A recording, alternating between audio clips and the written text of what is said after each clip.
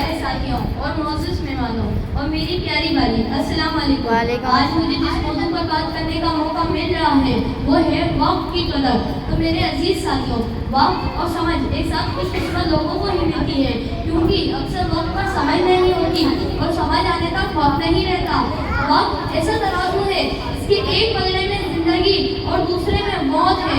वक्त पर ठोकर मारने वाले लोग हमेशा दूसरों की ठोकरों का निशाना बन जाते हैं। शायर क्या खूब फरमाता है, वक्त सबको मिलता है जिंदगी बदलने के लिए, वक्त सबको मिलता है जिंदगी बदलने के लिए, लेकिन जिंदगी दोबारा नहीं मिलती वक्त को बदलने के लिए। तो मेरे अजीज साथियों, वक्त की करदान को मैं सैराओं और गुलशन बना देती है, पहाड़ों का जिगर काश काश कर देती है, समंदरों की लहरों का महल्ला तामीर करती है, लेकिन जो कौमें वक्त जाया करती है इन्हें जमाने की गुलामी नसीब होती है। बहती दरियाओं की तरह गुजरा हुआ वक्त भी हाथ नहीं आता। तो मेरे अजीज साथियों, हमें ये बात समझनी होगी कि अभी हमारे पास वक्त है तो हम अच्छे अच्छे काम करें, ताकि जब हमारे जाने का वक्त आए तो हम दीन और दुनिया वालों के साथ अपनी आखिरत के लिए कुछ करके जाए।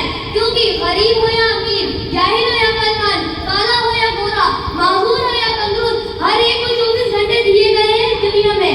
शाहिद क्या खूब फरमाता है, सदा तहारों दिखाता नहीं, सदा तहारों दिखाता नहीं, गया वक्त हाथ आता नहीं।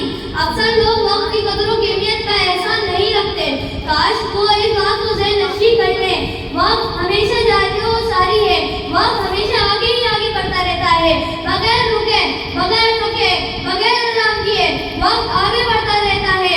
जो वक्त का सही इस्तेमाल करते हैं वो लोग अच्छी तालीम हासिल करते हैं और अपनी जिंदगी को बेहतर तरीके से गुजारते हैं, अपने अच्छे अहदे हासिल करते हैं, दुनियावी मालूम के साथ दीनी मालूम भी हासिल करते हैं।